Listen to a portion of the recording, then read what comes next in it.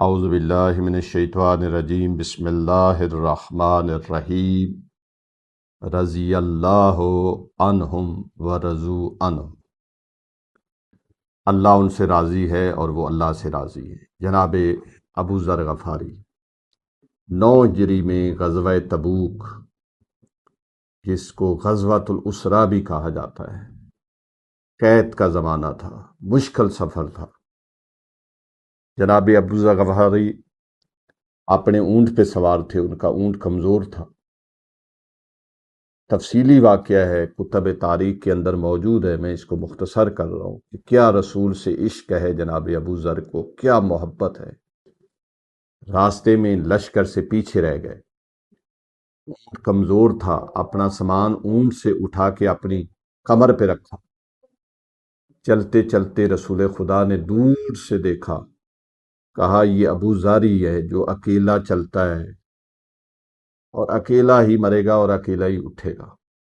قریب آئے، ان کی زبان خشک ہو رہی ہے، ہونٹ خشک ہو رہے ہیں۔ رسول خدا صلی اللہ علیہ وآلہ وسلم نے صحابی کو کہا کہ ان کو پانی پلائیں۔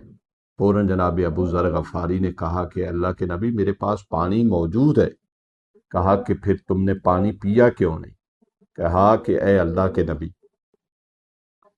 میرا اونٹ میرا ساتھ نہیں دے رہا تھا، میں نے اپنا سامان اپنی کمر پہ اٹھایا، ایسے میں مجھے پیاس لگی، میں نے 2 پہاڑیوں کے چٹانوں کے بیچ میں دیکھا، مجھے بہت ٹھنڈا اور میٹھا پانی نظر آیا، میں نے اس سے مشکیزہ بھر لیا، میں نے صرف چکھا ہے، پیا نہیں۔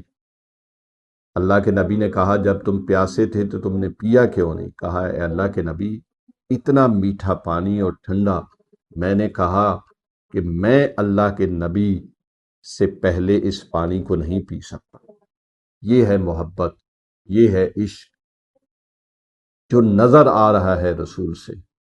خداوند عالم ہمارے دلوں میں بھی اسی طریقے سے جناب ابو ذر غفاری کی طرح سے عشق رسول اجاگر فرما، ہمارے دلوں میں محبت رسالت مآب مضبوط فرما اور رسول کی ہمیں شفاعت نصیب فرما۔ وآخر دعوانا ان الحمدللہ رب العالمین۔ ہماری گزارش ہے کہ ہمارے فیس بک، یوٹیوب اور انسٹاگرام کے تمام پیجز کو لائک کریں، شیئر کریں اور سبسکرائب کریں۔